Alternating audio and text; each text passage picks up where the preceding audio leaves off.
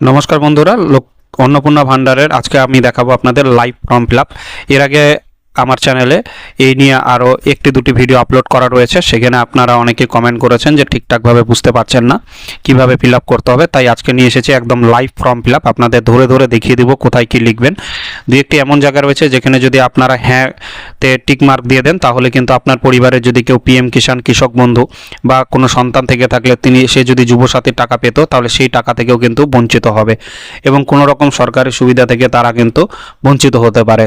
তাই ধীরে ধীরে ঠান্ডা মাথায় একদম ধরে ধরে কোথায় কি লিখবেন, কিভাবে লিখবেন, কোথায় হ্যাঁতে টিক ক্লিক করবেন, কোথায় নাতে টিক দিবেন, সমস্ত কিছুই আমি আজকের এই ভিডিওতে আলোচনা করব। তাই ভিডিওটি খুবই গুরুত্বপূর্ণ হতে চলেছে, শুরু থেকে শেষ পর্যন্ত মনোযোগ সহকারে দেখবেন, স্কিপ করবেন না, নয়তো আপনার ভুল হয়ে যাবে ফর্ম ফিল আপে। আপনি কিন্তু অন্নপূর্ণা ভান্ডারের 3000 টাকার সুবিধা থেকে বঞ্চিত হতে পারেন। চলুন শুরু করা যাক আজকের ফর্ম ফিল আপ। ভিডিওটি কন্টিনিউ করুন। ভিডিওর মাঝখানে আমি জানিয়ে দিব অনলাইনে কবে থেকে ফর্ম ফিল আপ শুরু হবে এবং অনলাইনে ফর্ম ফিল আপ কীভাবে করবেন সেই সম্পর্কেতে। তাই অবশ্যই ভিডিওটি কন্টিনিউ দেখুন, স্কিপ করবেন না। আপনাদের কোন পদ্ধতিটি বেশি সহজ হবে, অনলাইন না অফলাইন, সেটি আমরা ভিডিওর মাঝখানে আলোচনা করব। তো ভিডিওটি কন্টিনিউ করতে থাকুন। তো আমি যে ফর্মটা লিখতে শুরু করে দিলাম। তো প্রথমে কি বলেছেন দেখুন, এখানে পরিবারের প্রধানের নাম, পুরো নাম লিখতে বলেছেন আধার কার্ড অনুযায়ী। তো এখানে আমরা লিখে দিব সেই বিজয় দাসের নাম। তো আমি লিখে নিচ্ছি বিজয় দাসের নাম, ঠিক আছে, BIJOY, বিজয় দাস, এখানে লিখে নিলেন আপনারা। এবার বলেছে 2 নম্বরে যে জন্ম তারিখ, বিজয় দাসের জন্ম তারিখ লিখতে বলেছে, কারণ কি হেড অফ দ্য ফ্যামিলি, ঠিক আছে। তো তার জন্ম তারিখ হচ্ছে 12/8, 8 মাস 1982 সালে তিনি জন্মগ্রহণ করেছেন। তার ডেট অফ বার্থটা দিয়ে দিলাম কার, পরিবারের প্রধান অর্থাৎ বিজয় দাসের, ঠিক আছে। নেক্সট বলেছে পরিবার প্রধানের লিঙ্গ, অবশ্যই তিনি পুরুষ, তাই পুরুষকে দিলাম। কারো ফ্যামিলিতে যদি মহিলা প্রধান থাকে তাহলে মহিলাতে টিকমার্ক দিই। পরিবার প্রধানের আধার নাম্বার, তো এখানে জানিয়ে রাখি আমি যে আধার নাম্বারটা এই মুহূর্তে এখানে ইউজ করছি, সেই আধার নাম্বারটা হচ্ছে কাল্পনিক, ঠিক আছে। কেন? কারণ ইউটিউবের নিয়ম অনুযায়ী, যে আমি ভিডিওটি যেহেতু আপনারা ইউটিউবের মাধ্যমে দেখবেন, তো ইউটিউবের নিয়ম অনুযায়ী কারো সঠিক তথ্য, আধার নাম্বার, মোবাইল নাম্বার এগুলো শেয়ার করা যায় না। তো সেই জন্য আমি এটা কাল্পনিক একটি আধার নাম্বার দিচ্ছি 12 সংখ্যার। আপনারা সঠিক আধার নাম্বারটা এই যে বিজয় দাসের বসালাম অর্থাৎ পরিবার প্রধানের, আপনারা সেরকম সঠিকটা বসাবেন। তো তার আধার নাম্বার 2895। তো এখানে 4টা সংখ্যার থাকে, এই 4টা সংখ্যা আমি দিচ্ছি না ইউটিউবের শর্তের জন্য, ঠিক আছে। 1927, এটি হচ্ছে তার আধার নাম্বার। নেক্সট বলেছে ডিজিটাল রেশন কার্ড নাম্বার, তো তার ডিজিটাল রেশন কার্ড নাম্বার কিন্তু, ঠিক আছে, RKSY 2 ঠিক আছে, 293, আমি এখানে নাম্বারগুলো দিচ্ছি না, 3টে নাম্বার 78। তো এইভাবে দেখে দেখে তার আধার রেশন কার্ডের নাম্বারটা বসিয়ে দিতে হবে। তার পরিবারের সদস্য সংখ্যা কয়জন আমরা দেখলাম, স্বামী স্ত্রী এবং তাদের 2জন সন্তান রয়েছে অর্থাৎ 4, তাই আমি 4 লিখে দিলাম। শুধু সংখ্যায় লিখতে বলেছে আমাদের। নেক্সট বলেছে ঠিকানা, তার ঠিকানা কোথায়, এবার আমরা তার ঠিকানাটি লিখব। তার ঠিকানা হচ্ছে গ্রাম প্লাস হচ্ছে পোস্ট, একটি জায়গাতেই তার গ্রাম পোস্ট হচ্ছে ডাঙ্গাপাড়া, ডাঙ্গাপাড়া, ঠিক আছে। থানা, থানা তার হচ্ছে করণদিঘি। জেলা লিখে দিলাম উত্তর দিনাজপুর। তো এইভাবে আপনারা আপনাদের নিজস্ব ঠিকানাটা লিখবেন, ঠিক আছে। এখানে পিন নাম্বারটি দিলে ভালো হয়, পিন নাম্বার 734192। এইভাবে আপনারা পিন নাম্বার দিয়ে দিলেন। যোগাযোগ নাম্বার, মোবাইল নাম্বার, এখানে ওনার মোবাইল নাম্বারটা দিতে হবে। তো আমি তার মোবাইল নাম্বারটা দিচ্ছি, ঠিক আছে। আমি 4টা ডিজিট ক্রস চিহ্ন দিলাম, আপনারা ক্রস চিহ্ন দিবেন না, যার যেটা নাম্বার, ঠিক আছে, সেই নাম্বারটি আপনারা দিবেন। কারণ আমি ইউটিউবের শর্তের জন্য কিন্তু কারো পার্সোনাল তথ্য শেয়ার করা যায় না, সেই জন্য আমি এই নাম্বারটা দিলাম। তো আপনারা আপনাদের মোবাইল নাম্বারটি দিয়ে দেবেন। এখানে মনে রাখবেন বিশেষত পরিবার প্রধানের আধার নাম্বার যাতে মোবাইল নাম্বারের সাথে কিন্তু যুক্ত থাকে, যুক্ত যদি না থাকে তাহলে কিন্তু সমস্যা হবে, তাই মোবাইল নাম্বারটা যাতে যুক্ত থাকে সেইভাবে দিবেন। নেক্সট আমরা দেখব নাম, জন্ম তারিখ, লিঙ্গ, পরিবারের প্রধানের সঙ্গে সম্পর্ক, আধার নাম্বার, পরিবারের সকল সদস্যের এবার দিতে হবে। তো সকল সদস্যের পরপর দিতে হবে। তো আমি দুটো দেখিয়ে দিচ্ছি, পরিবার প্রধান, age head of the family, ঠিক আছে। তো এবার সদস্য নাম্বার এক কে ছিল? আমরা দেখেছিলাম বিজয় দাসের স্ত্রীর নাম হচ্ছে মিতা দাস। তো আমরা মিতা দাস এখানে লিখলাম তার নাম সদস্য একের। জন্ম তারিখ, তার জন্ম তারিখ ছিল 4/04/07/1987। লিঙ্গ অবশ্যই তিনি মহিলা, তাই আমরা মহিলা শব্দটি লিখে দিলাম, বা স্ত্রীও আপনারা লিখতে পারেন। পরিবারের প্রধানের সঙ্গে সম্পর্ক কি? পরিবার প্রধান ইনার কি হবেন? ইনার পরিবার প্রধানের সাথে কিন্তু স্ত্রী হবেন পরিবার প্রধানের। এবার আধার নাম্বার তার লিখতে হবে। আধার নাম্বার আমরা তার লিখে দিচ্ছি, ঠিক আছে। 2987, আমরা 4টা ডিজিট মাঝখানে দিচ্ছি না, ঠিক আছে। 2870। আমি বারবার বলছি, যেখানে আমি ক্রস দিচ্ছি আপনারা ক্রস দিবেন না। কেন ক্রস দিবেন না? তার কারণ পুরো আধার নাম্বারটা আপনাদের সঠিকভাবে পূরণ করতে হবে। তাদের সদস্য 2, তার ছেলের নাম ছিল রাহুল দাস। এইভাবে কিন্তু আপনাদের পূরণ করতে হবে। এইভাবে পূরণ করার পরে জন্ম তারিখ তার ছিল হচ্ছে 12/7/1990। লিঙ্গ হচ্ছে অবশ্যই তিনি পুরুষ, তাহলে আমরা পুরুষ লিখে দিলাম এখানে।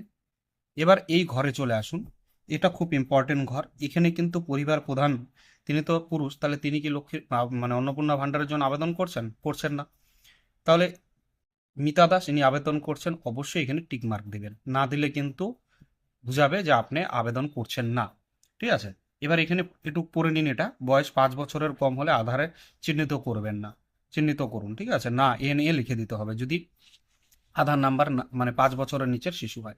তো এখানে 5 বছরের, আমি যে যাদের ফর্ম ফিল আপ করছি যেই পরিবারের, তাদের 5 বছরের নিচে কেউ নেই, তাই সবারই কিন্তু আধার নাম্বার দেওয়াটা আমার ক্ষেত্রে বাধ্যতামূলক। আমরা চলে এসেছি ফর্মে 2 নাম্বার পেজে। তো 2 নাম্বার পেজে ওই যে রাহুল দাসের, তার সম্পর্ক কি? ইনি পরিবারের প্রধানের ইনি কে হবেন? ইনি হচ্ছেন ছেলে। এইভাবে লিখবো আমরা। তার আধার নাম্বার এখানে বসাবো আমরা, ঠিক আছে। তার আধার নাম্বার বসিয়ে দিলাম আমরা। এবার সদস্য 3, তার মেয়ের নাম ছিল রিয়া দাস। তো এইভাবে আপনারা দেখে দেখে পূরণ করবেন, ঠিক আছে। জন্ম তারিখ তার ছিল হচ্ছে 7/5/1996। মহিলা অবশ্যই লিঙ্গ। পরিবারের প্রধানের তিনি মেয়ে হন, যার সাথে যার যেটা সম্পর্ক। আধার নাম্বার দিলেন 29372095। আমি 4টা ডিজিট লিখলাম না শেষে, আপনারা আপনাদের যেটা হবে সেটা লিখবেন, ঠিক আছে। এবার যদি দেখুন, এখানে একটা জিনিস বুঝিয়ে দিন, এই যে ওনার যে ছেলে রয়েছেন, ইনি এখনো পর্যন্ত বিয়ে করেননি, আমি যার ফর্ম ফিল আপ করছি। যদি বিয়ে করতেন তাহলে ইনার যে স্ত্রী হতো, তার স্ত্রীর নামটা আমরা এখানেও দিতে পারতাম বা এখানেও দিতে পারতাম। তো স্ত্রীর নামটা যদি দিতাম, তাহলে তিনি কি লক্ষ্মীর ভাণ্ডারের জন্য আবেদন করছেন? তাহলে হ্যাঁ, অন্নপূর্ণা ভাণ্ডারের জন্য। যাই হোক, ইনার মেয়েরও কিন্তু বয়স 25 বছর হয়ে গেছে। তো ইনি এখনো পর্যন্ত অবিবাহিতা, তিনি কিন্তু লক্ষ্মীর ভাণ্ডার, এই অন্নপূর্ণা ভাণ্ডারে আবেদন করছেন, তাই আমরা হ্যাঁতে টিক দিব। অর্থাৎ একই ফর্মের মধ্যে ইনাকে কিন্তু আর আলাদা করে ফর্ম ফিল আপ করতে হচ্ছে না। তার মেয়েকে একই পরিবারে থাকা সকল সদস্যের জন্যই কিন্তু একটি ফর্মেই হয়ে যাচ্ছে, শুধু এখানে হ্যাঁটি টিক করবে। নেক্সট আমি আর বলছি না, যেহেতু ইনার পরিবারের সদস্য নেই আর। তো আপনাদের যদি থাকে তাহলে লিখবেন। চলে আসবো 10 নম্বর প্রশ্নে। পরিবারের প্রধান এবং পরিবারের সকল প্রাপ্তবয়স্ক সদস্যের ব্যাংক অ্যাকাউন্ট, নগদ অর্থ স্থানান্তরের জন্য দিতে বলেছে ব্যাংক অ্যাকাউন্ট নাম্বার। আর যে ব্যাংক অ্যাকাউন্ট নাম্বার দিতে হবে, যে নাম্বারটি আধারের সাথে ডিবিটি লিঙ্ক করা রয়েছে। এবার হেড অফ দ্য ফ্যামিলির ব্যাংক হচ্ছেন ওনার SBI ব্যাংক। অ্যাকাউন্ট নাম্বার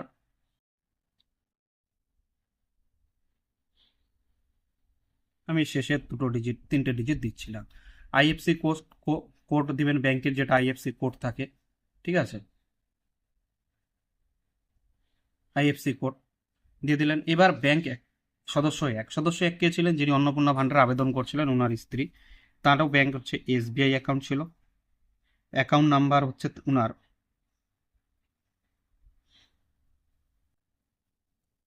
শেষের 3টে ডিজিট আমি ক্রস চিহ্ন দিলাম। এটা আপনারা অবশ্যই ঠিকঠাক দিবেন। IFSC নাম্বার, যেটা ব্যাংকের IFSC নাম্বার আছে, আপনারা ব্যাংকের বইয়ের প্রথম পেজে পেয়ে যাবেন, সেটা দিয়ে দিবেন। এবার সদস্য 2 এর ব্যাংক অ্যাকাউন্ট ছিল PNB, পাঞ্জাব ন্যাশনাল ব্যাংক সম্ভবত ওনার। তো অ্যাকাউন্ট নাম্বার দিয়ে দিলেন। অ্যাকাউন্ট নাম্বার হচ্ছে, আমি এটা লিখছি না, আপনারা লিখে নেবেন, ঠিক আছে, আপনাদেরটাতে। এবং তার IFSC কোড। সদস্য 3 এর ব্যাংক অ্যাকাউন্ট, তার ব্যাংকের নাম, ঠিক আছে, অ্যাকাউন্ট নাম্বার এবং আইএফসি কোড, কারণ ভিডিওটা লেন্দি হয়ে যাবে। তো আমি মেনলি যেটা ফিল আপ করার আমি সেটাই দেখিয়ে দিচ্ছি। এবার চলে আসবো আমরা 3 নাম্বার ফর্মে। তো 3 নাম্বার ফর্ম, 3 নাম্বার পেজটাই। 3 নাম্বার পেজে কি লিখতে বলেছে, ওনাদের epic number, head of the ফ্যামিলির এপিক নাম্বার। তো এপিক নাম্বার ওনার আমি লিখে দিচ্ছি, আপনারাও ক্রস চিহ্নটা দিবেন না, বারবার বলছি। এবার বিধানসভা ক্ষেত্রে নাম্বারটা দিতে হবে এবং অংশ নাম্বার। ঠিক আছে, শুধু নাম্বারগুলো দিলেই হবে। এটা কোথায় পাবেন, আপনার ভোটার লিস্টেই বা ভোটার কার্ডে কিন্তু পেয়ে যাবেন। ঠিক আছে, যাদের ভোটার কার্ড রয়েছে তারা অবশ্যই কিন্তু দেখে দেখে ফিল আপ করে নেবেন। ঠিক আছে, বিধানসভা ক্ষেত্র অবশ্যই একই হবে।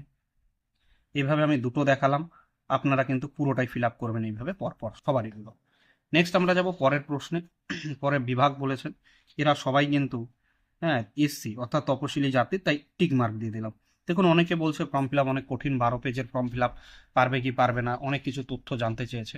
অবশ্যই তথ্য জানতে চেয়েছে, বাট ফর্ম ফিল আপটা কঠিন নয়। ঠিক আছে, একদমই সহজ ফর্ম ফিল আপ, জাস্ট কয়েকটা জায়গায় দেখুন টিক মার্ক। এবার শুধু টিক মার্কই চলবে। দেখুন, আপনার কি ডিজিটাল রেশন কার্ড আছে? অবশ্যই হ্যাঁ আছে ওনার। তাহলে ওনার কার্ড কি ছিল? হ্যাঁ যদি হয় তবে কার্ডের ধরন উল্লেখ করুন। RKSY1 ছিল, টিক মার্ক দিয়ে দিলাম।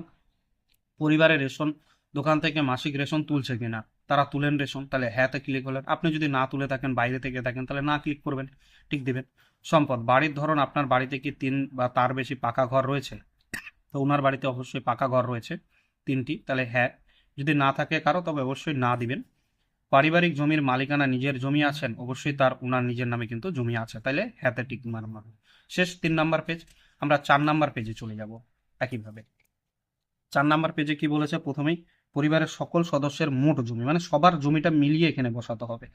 তো শতকে দিতে বলেছে, তো উনার নামে মনে হয় টোটালি 74 শতক জমি রয়েছে সব মিলিয়ে পরিবারের।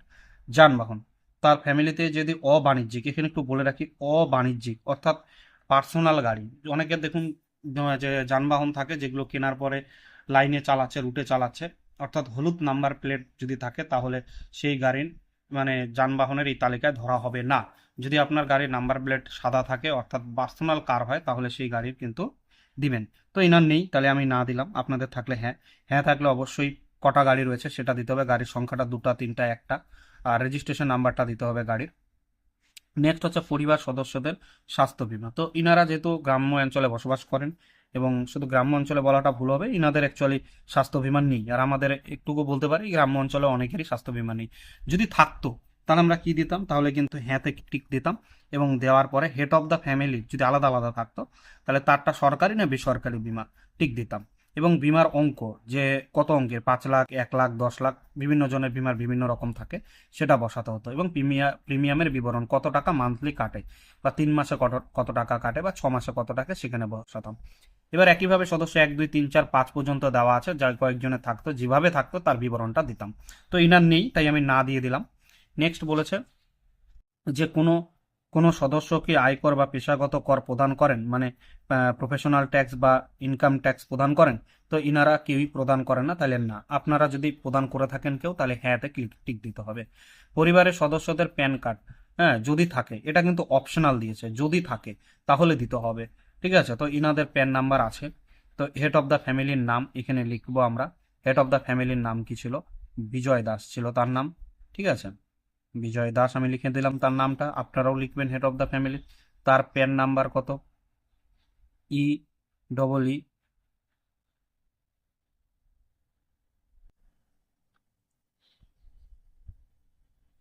এরপর আমি এখানে 3টে ক্রস দিলাম, এটা আপনারা দিবেন না, আপনারা কিন্তু অবশ্যই সঠিক নাম্বারটা দিবেন। এইভাবে সদস্য একের তার প্যান নাম্বার, এইভাবে পুরোপুরি প্রত্যেকটা সদস্যেরই দিতে হবে।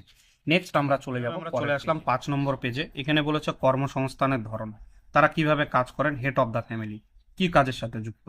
সরকারি, বেসরকারি ক্ষেত্রে বেতনভোগী কর্মচারী, মানে কোনো কোম্পানিতে কাজ করেন, না সংগঠিত ক্ষেত্রে স্বনিযুক্ত, মানে নিজের ব্যবসার মালিক, বা আংশিক সময় কর্মরত, মানে কিছু সময় কাজ করে কিছু সময় কাজ করে না, অসংগঠিত ক্ষেত্রে নিযুক্ত, না পরিযায়ী শ্রমিক, বেকার, বা অন্যান্য। তো আমি যার ফর্ম ফিল আপ করছি সেই বিজয় দাস হচ্ছে, নিজের একটি দোকান রয়েছে, ছোট্ট মুদিখানা দোকান চালায়, তাই কি লিখলাম, সংগঠিত ক্ষেত্রে সংযুক্ত। এবার আপনারা যেটা হবে সেটা। সদস্য এক উনার স্ত্রী, উনি কিন্তু হাউসওয়াইফ, তো হাউসওয়াইফে যেহেতু অপশন রাখেনি, তাহলে আমরা বেকার দিব এখানে। সদস্য 3 উনার ছেলে হচ্ছে বাইরে থাকেন, তাই পরিযায়ী শ্রমিকের ঘরে টিক দিলাম। আর উনার যে মেয়ে রয়েছেন, উনার মেয়েও কোনো রকম ইনকাম করে না। আমরা 5 নাম্বার পেজ কিন্তু শেষ, শুধু টিক মার্ক। দেখুন 5 নাম্বার পেজে কোনো কিছু লিখতে হলো না। চলে আসবো আমরা 6 নম্বর পেজে। 6 নম্বর পেজে 4 নম্বর যে ফ্যামিলি মেম্বার ছিল, অর্থাৎ রিয়া দাস, উনার যে কন্যা, তিনি কিন্তু পড়াশোনার সাথে যুক্ত রয়েছেন এবং চাকরি পরীক্ষার প্রিপারেশন নেন, তাই তিনি এখনো পর্যন্ত বেকার, যা অপশন রয়েছে। ঠিক আছে, এবার চলে আসবো নেক্সট প্রশ্নে। কি বলেছে? ড্যাশ শিক্ষিত প্রাপ্তবয়স্ক সদস্য। তাহলে উনারা যে দুজন ছিলেন তারা শিক্ষিত, মানে উনার ছেলে এবং মেয়ে, কিন্তু স্বামী স্ত্রী দুজনই কিন্তু পড়াশোনা জানেন না বা অশিক্ষিত প্রাপ্তবয়স্ক। এবার পরিবারের প্রধান অশিক্ষিত, টিকমার্ক। শিক্ষিত আচ্ছা, সদস্য 1 অশিক্ষিত, সদস্য 2 ইনি শিক্ষিত। কতদূর পর্যন্ত শিক্ষাগত যোগ্যতা? উনি কিন্তু 10 পাস, তাহলে 10 পাস আমরা লিখে দিলাম।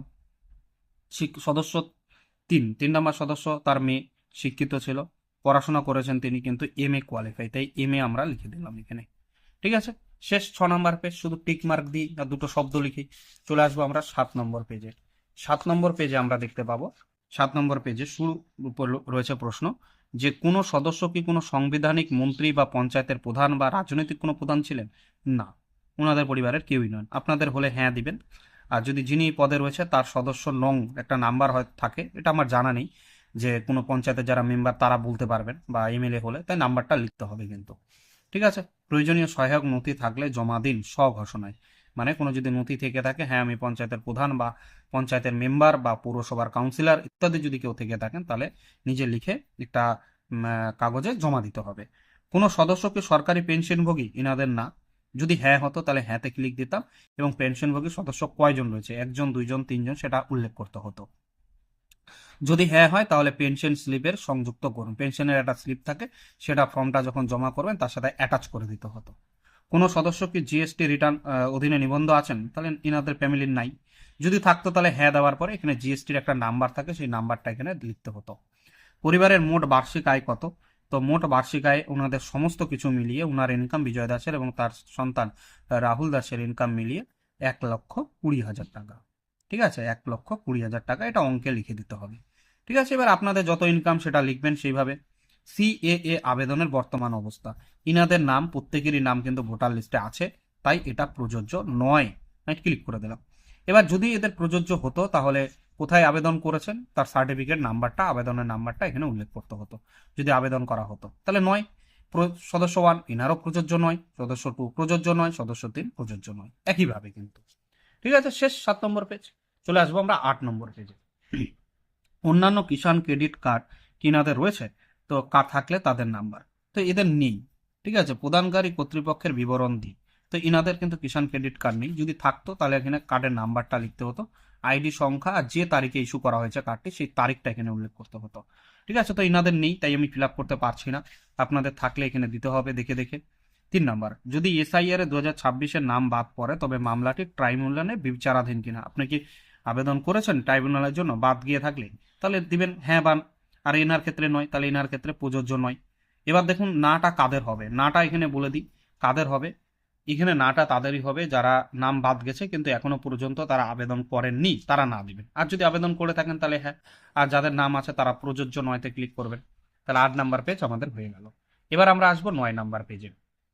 9 নম্বর পেজে এইভাবে সদস্য 1-2-এর প্রযোজ্য নয়, 2-এর জন্য প্রযোজ্য নয়, 3-এর জন্য প্রযোজ্য নয়। ইনারা সবাই কিন্তু ভোটার লিস্টে ইনাদের নাম রয়েছে।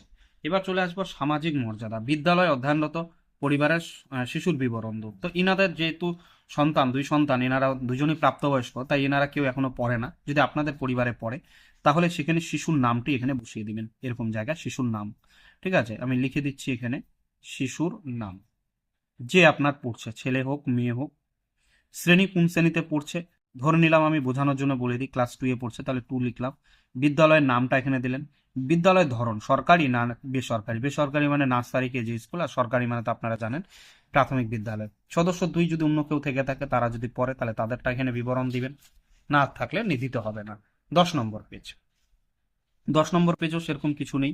শিশুর টিকাকরণ, ইনাদের হচ্ছে শিশু 1 যদি টিকাকরণে কেউ হয়নি, হ্যাঁ টিকাকরণ শুরু হয়েছে, সম্পূর্ণ হয়েছে।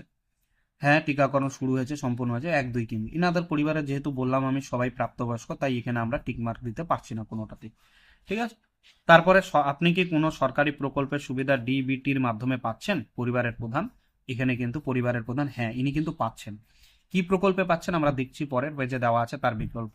প্রকল্পের নামটা দিতে হবে। আপনি কি এই প্রকল্পটি নিজে থেকে বন্ধ করতে চান? অবশ্যই এই জায়গাটা, যেটা ভিডিওর শুরুতে বলছিলাম, এখানে কিন্তু সব থেকে ইম্পর্টেন্ট, এখানে কিন্তু কোথাও না ক্লিক করবেন না, ঠিক আছে? সরি, হ্যাঁ ক্লিক করবেন না।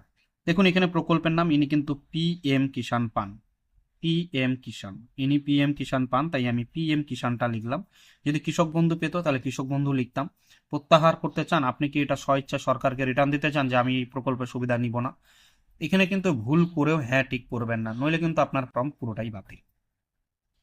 সদস্য 2, ইনি কিন্তু কোনো সুবিধা পান, তাহলে ইনি কিন্তু সুবিধা পাচ্ছিলেন, হ্যাঁ। তাহলে কিসের সুবিধা পাচ্ছিলেন? লক্ষ্মীর ভান্ডার, লক্ষ্মীর ভান্ডার। এটা অবশ্যই আপনাকে দিতে হবে। কেন দিতে হবে? তার কারণ আপনি তো পাচ্ছিলেন, মিথ্যা বলতে পারবেন না। লক্ষ্মীর ভান্ডার, সেটাই লক্ষ্মীর ভান্ডারটা পাল্টে কি হচ্ছে অন্নপূর্ণা ভান্ডার, তাই আপনার এখানে দিলেও অসুবিধা না নেই। ইনি কিন্তু পাচ্ছিলেন না কোনো সুবিধা, তার ছেলে, তার মেয়ে কিন্তু পাচ্ছিলেন। তাহলে কোন পেজে আছে? পরের পেজে।